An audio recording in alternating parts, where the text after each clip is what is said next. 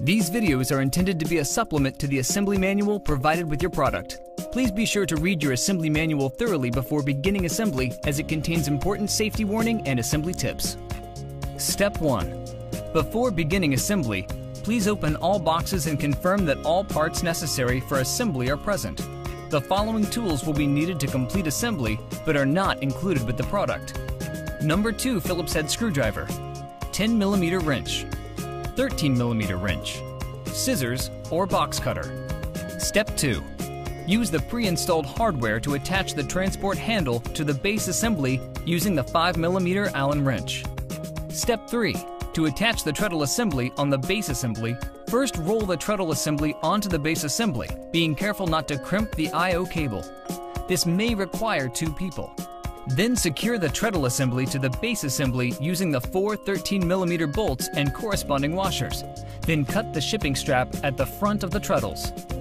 Step 4. To install the side covers, you will need 6 self-tapping screws and 4 M4 bolts and washers. Do not fully tighten hardware to ensure that all hardware lines up with its corresponding hole. Tightening hardware prematurely may lead to misalignment. Once properly in place, tighten all hardware. Step 5. Now attach the pivot covers to the treadle assembly using the appropriate hardware and spacers. Step 6. For the next step, we will need to run the I/O cable through the base assembly. To do this, first run the I/O cable into the side opening of the base assembly. Now, attach the I/O cable to the bottom of the wire that has been pre-strung through the base assembly. Then, carefully pull the wire with the I/O cable attached all the way through the base assembly. Step 7. First, thread the I/O cable through the right junction cover and connect it to the console assembly. Now set the left junction cover in place. Next, thread the I/O cable through the upright using the pre-installed wire. Finally, connect the console to the uprights one at a time using the appropriate hardware.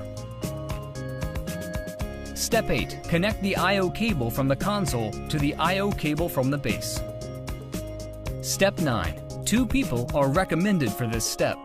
Lift the console and upright assembly and slide the brackets at the base of the uprights into the base assembly. Be very careful not to crimp or cut the I/O cables during this step. Once firmly seated in the base, use 10 5mm button head screws and corresponding washers to secure the uprights to the base assembly. Step 10. To install the cylinders, first attach them to the treadles using the pre-installed hardware, making sure that the settings dial on the cylinders are up with the white arrow to the inside of the machine. Then lift each treadle so that the cylinder can be attached to the corresponding upright. Step 11. Attach the motor cover to the base assembly. Make sure that the safety tabs are properly secured below the frame of the treadle assembly. Step 12. Secure the motor cover from the back of the machine using 2 self-tapping screws.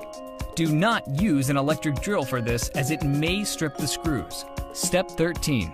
Now, use the appropriate hardware to attach the rear cover to the treadle assembly.